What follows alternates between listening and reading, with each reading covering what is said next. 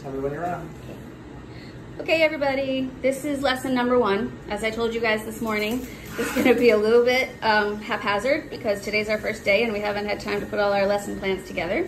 But I want you all to meet our owner, Sam Trophia. Good morning, everyone. He knows as much as anybody knows about butterflies. And this is one of the main questions I get asked every morning on the live feed. How do you get the butterflies that have just emerged from their chrysalis out of this room? This is the inside of the room that you guys usually see from the outside. How do we get them out of here and then into the general population of the conservatory? So Sam's going to show you how we handle them, and then we'll follow him out into the conservatory and we'll show you how we place the cage and let them fly when they are ready. Good morning, everybody. First of all, I hope you guys are all safe and sound and taking precautions to make sure that you are safe and sound and your family's safe and sound. Here at the Conservatory down in Key West, we are going through our sanitation every 20 minutes of our building to keep not only our guests and our employees safe, but our animals safe as well. Even though animals cannot catch the coronavirus, it's safety first for everybody. Okay, these are all aluminum doors that were made for us a long time ago by a window company, and they have magnets on them. It keeps all of the butterflies and all of the air circulating inside. So what we'll do is we'll carefully open these doors, because if you do it too quickly, the wind sort of shifts things around, and the butterflies that have just hatched, Chris, if you could show that right there, who have just hatched, and they're on the still on their chrysalis right now.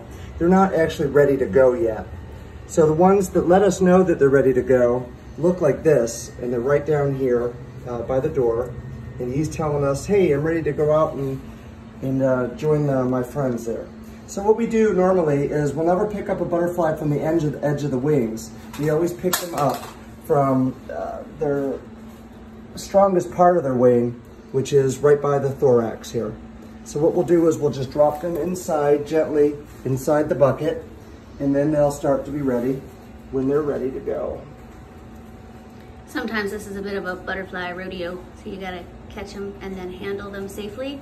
You never ever touch the colorful part. See the part on the inside? That's where the scales are. Yep, you never touch the ends of the butterfly. You never touch this part of the butterfly. This is the strongest part of the butterfly. But being brand new, their wings are still a little bit pliable. So we take the time to put them in. I'm gonna let these guys take some time. I'm gonna try to take some of the bigger ones out of here, and then let the staff do the rest of it here for us. Sam, how long does it take from when they emerge from the chrysalis to when they're ready to join their friends in the conservatory? Well, sometimes it depends on the butterfly species. Once they start breaking out of this beautiful white morpho is brand new. You can see how wet his wings are still, very, very wet. See that, guys? It's like I'm going to show you. See, they're still very, very wet and pliable. So that means this guy just came out a little while ago. So we don't want to try too much to disturb them, because if they fall off of their chrysalis at this time, it's pretty much a death sentence, because their wings won't form properly. So I'll just carefully and slowly go in and take some of these beautiful morphos out that you see here. So some could dry their wings in a matter of hours? Oh yeah, sorry about that. Yeah, so depending on species, the larger butterflies of course take a couple of hours. The smaller butterflies, it's a shorter time. But they'll let us know when they're ready to go. So nobody is released too early, because will pretty much just fall on the bottom. Once they're dry, they'll kind of start flapping around, telling us, yeah, we're ready, we're ready. Ready to go, we're ready to go. Join our friends. And that's why we put them in the cage, and then we'll take it out and we'll show you. That way, if they're flapping around, like over here, sit this cage, they're all really flappy, flappy, flappy. They're ready to go. But we don't want them to be have any undue stress of just grabbing them and throwing them out into the big wide world. So we put them in here, and then they can fly at their leisure when they're really ready. I'm gonna take these out now, and then let the staff take the rest of these out. So follow me, Chris. We're gonna go outside. Then we're gonna come back in here, and I wanna show you guys some of the gross stuff that happens when the butterflies emerge.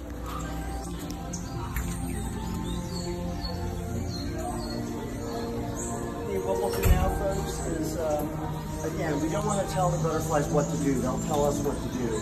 So we usually leave the container out like this, and there he goes. He's taking his first maiden He's ready. So when they're ready, they'll come out of this container and join the other group. So as you see, we have a lot in the windows this morning. It's a beautiful hatching here. All of these guys came out overnight. If This you guys is a really good sign of good butterflies, because usually they need a lot of moisture in order to hatch properly. With this much hatching that's going on right here, this is really, really good.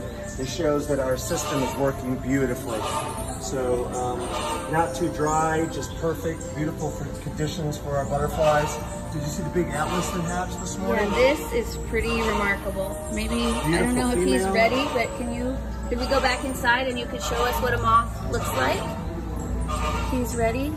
That's She's a ready. female right there, and she'll be ready later this afternoon.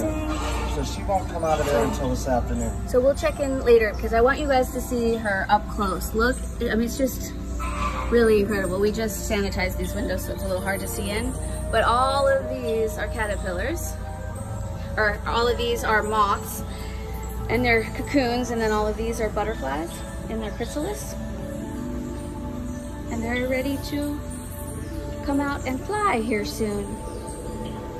You guys see, not everything is totally like clean and beautiful. Look at down there. Sam, what's all that goo? Okay, a lot of that goo stuff is called meconin. Meconin is extra fluid and blood that is not needed to pump up the wings of the butterflies. So what the butterflies will do is they will excrete that, and it's not needed. So that's what gives us all of our mess in the morning. Any of you who have done a flamingo with me, you know I've told you this is my curse. I leave here every night and it's just a big glass room with chrysalis in it. And then we get here first thing in the morning and what do you know? Hundreds and hundreds of butterflies have emerged. It's a hatchery. It's amazing and I have yet to see it happen live and in person. So that one just popped out right there. It just popped out on this time that we've been talking. Look, he emerged. Just popped It's out. amazing. Look, see how soggy he is? Sorry because of the glare. He's still soggy. Working on getting his wings to work. Yep, it's gonna be a good one. All right, that's it for me. Lesson number 1 of the day. We'll Take get care more of yourselves, organized. We'll have please. actual lesson plans. And yes, there will be a test Yes. later. How do you get 100%? Thanks for watching.